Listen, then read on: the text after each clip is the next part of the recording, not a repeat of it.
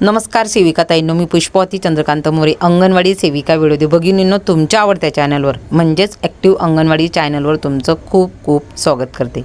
सेविकाताईंनो, आपल्या बऱ्याचशा सेविकाताईंना अडचण येते की ज्यांचे 5 लाभार्थ्यांना एकच मोबाईल नंबर लावलेला आहे, तर त्यांचा जर 6व्या लाभार्थीला लावायचा असेल तर त्यांची नोंदणी होत नाही किंवा त्यांना आधार देखील काढायला किंवा वापर आय डी काढायला अडचण येत आहे. त्याच्यामुळे आजच्या व्हिडिओच्या माध्यमातून तुम्हाला अशा माझ्याकडे कमेंट आल्या बऱ्याचशा ताईंच्या की ताई, आम्हाला मोबाईल नंबर बदल करायचा आहे परंतु मोबाईल नंबर बदल होत नाही. तर तोच व्हिडिओ आजच्या माध्यमातून मी तुमच्यासमोर आणत आहे.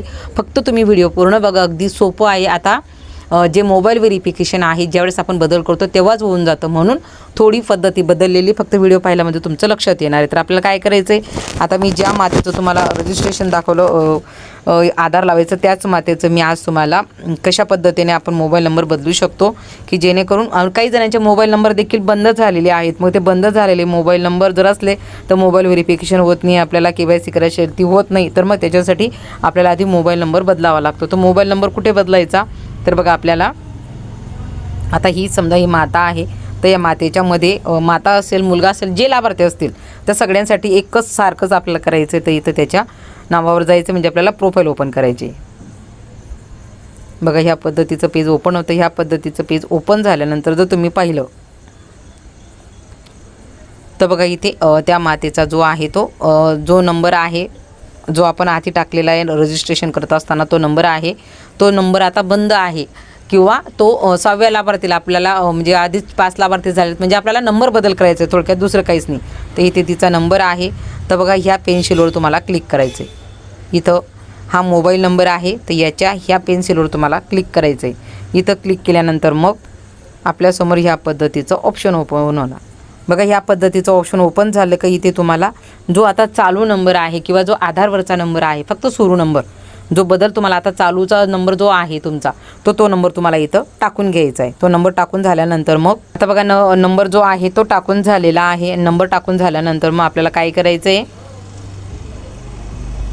आपल्याला इथं सबमिटचं जे ऑप्शन दिसतं आहे तर सबमिटच्या ऑप्शनवर आपल्याला क्लिक करायचं. आता नंबर माझा टाकून झालेला आहे. नंबर टाकून झाल्यानंतर आपल्यासमोर सबमिटचं ऑप्शन येतं, त्याच्यावर आपल्याला क्लिक करायचं आहे. त्याच्यानंतर ह्या पद्धतीची प्रोसेसिंग ही सुरू होत असते, म्हणजे युअर रिक्वेस्ट थोडं अगदी 1 सेकंदासाठी हे सुरू असतं. आणि हे झाल्यानंतर मग आपल्यासमोर ह्या पद्धतीचं पेज ओपन होतं. आता ह्या पद्धतीचं पेज ओपन झाल्यानंतर इथे आपल्याला OTP मागितला जातो. आता हा OTP कुठला असेल की जो नंबर तुम्ही याला टाकत आहात, पोषण ट्रॅकर ॲप्लिकेशनला जो नंबर तुम्ही आता लॉग इन करत आहात, तो त्या नंबरवर तुमच्या म्हणजे लाभार्थ्याच्या याच्यावर OTP जाणार. तो 4 अंकी OTP तुम्हाला इथे टाकायचा आहे, म्हणजे तुमचं मोबाईल व्हेरिफिकेशनचं आता हे काम होऊन जातं. आधी आपण काय करायचो, मोबाईल नंबर आपल्याकडेच लगेच अपडेट होऊन जायचा, परंतु त्याचं परत आपल्याला मोबाईल व्हेरिफिकेशन करण्यासाठी परत त्या लाभार्थ्याला फोन करावा लागायचा आणि त्याच्यानंतर मग त्याच्याकडे OTP जायचं. तर आता याच्यातच तुमचं जसं आता KYC होऊन जाते नवीन नोंदणी करत असताना, म्हणजे आपल्याला पुन्हा KYC करायची गरज नाही. त्या पद्धतीने आता लाभार्थ्याचं जे आपण मोबाईल नंबर बदल करणार तर त्या मोबाईल नंबरचं व्हेरिफिकेशन या माध्यमातून होतं. तर त्या लाभार्थ्याच्या चालू जो नंबर आपण इथे टाकलेला आहे पोषण ट्रॅकरला, तर त्या नंबरवर तुमचा 4 अंकी OTP जाणार लाभार्थ्याच्या मोबाईलवर. तो 4 अंकी OTP आपल्याला इथं टाकून घ्यायचा आहे. टाकून झाल्यानंतर मग आपल्याला सबमिटवर क्लिक करायचं आहे. सबमिटवर क्लिक केल्यानंतर मग आपल्यासमोर ह्या पद्धतीचा मेसेज येणार. या पद्धतीचा मेसेज आला म्हणजे समजून घ्या की तुमचं पोषण ट्रॅकर ॲप्लिकेशनला जेव्हा तुम्ही इथं चेक करता तर तेव्हा तुम्हाला जो नंबर आहे तो तुमचा बदल झालेला असतो. बघा, बेनिफिशरी डिटेल्स अपडेटेड सक्सेसफुली.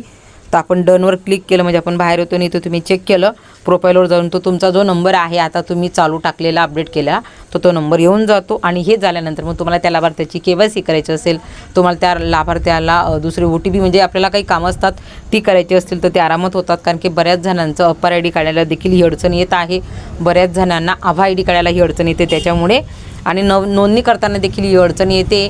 तर त्याच्यामुळे म्हणजे लाभार्थ्याचं जर आधार आलं असेल तर आता आधी विना आधार नोंदणी आपण रजिस्ट्रेशन केलं असेल आणि आता आधार आलं असेल तर ते आधार देखील तुमचं लाभार्थ्याचं लिंक करायला अडचण येते. त्याच्यामुळे तुम्हाला आधी मोबाईल नंबर बदल करायचा आहे ह्या पद्धतीने, त्याच्यानंतर मग तुम्हाला त्या लाभार्थ्याचं आधार हे ॲड करायचं आहे. अशा पद्धतीने पोषण ट्रॅकर ॲप्लिकेशनमध्ये मोबाईल नंबर सहज तुम्ही या पद्धतीने बदलू शकता. आजच्या व्हिडिओच्या माध्यमातून तुम्हाला एवढंच सांगते. धन्यवाद.